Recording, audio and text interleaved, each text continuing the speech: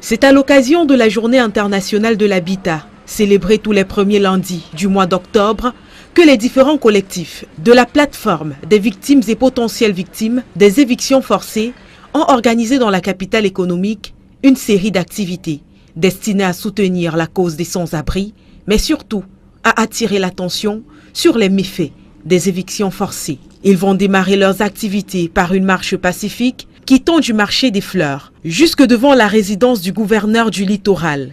Marche qui sera interrompue par les forces de sécurité. Nous avons marché de Bunapriso jusqu'à la cathédrale, malgré que nous avons été transportés par les véhicules de la police qui ont délimité notre marche. Au cours de la conférence de presse qui va suivre, le collectif renseignera l'opinion sur les causes des évictions forcées ainsi que leurs multiples conséquences.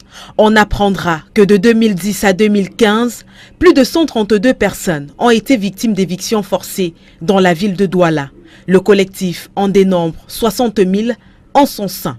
Autour de la table, cette victime d'évictions forcées qui depuis 31 ans attend d'être indemnisée par l'État. Nous avons démoli depuis 1986 pour cause d'utilité publique.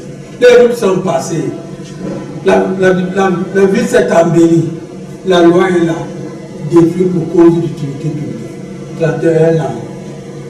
Nous courons après l'administration, les correspondances, sans succès. L'administration fera sur le reste. Au terme de la conférence, le collectif martèle. Nous irons très bientôt dans les services du Premier ministre de verser nos larmes pour que le chef du gouvernement, le Premier ministre du Cameroun, nous dise s'il est au courant des nombreuses larmes qui se déversent au quotidien dans la ville de Douala à cause des évictions forcées. Pour ne pas être assimilé aux casseurs, il reprécise le sens de ses revendications. Nous ne ferons jamais de mouvements d'humeur à porter atteinte à nos institutions.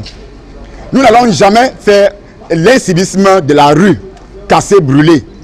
Mais il nous revient à nous de parler avec un ton très dur parce que le pouvoir nous appartient.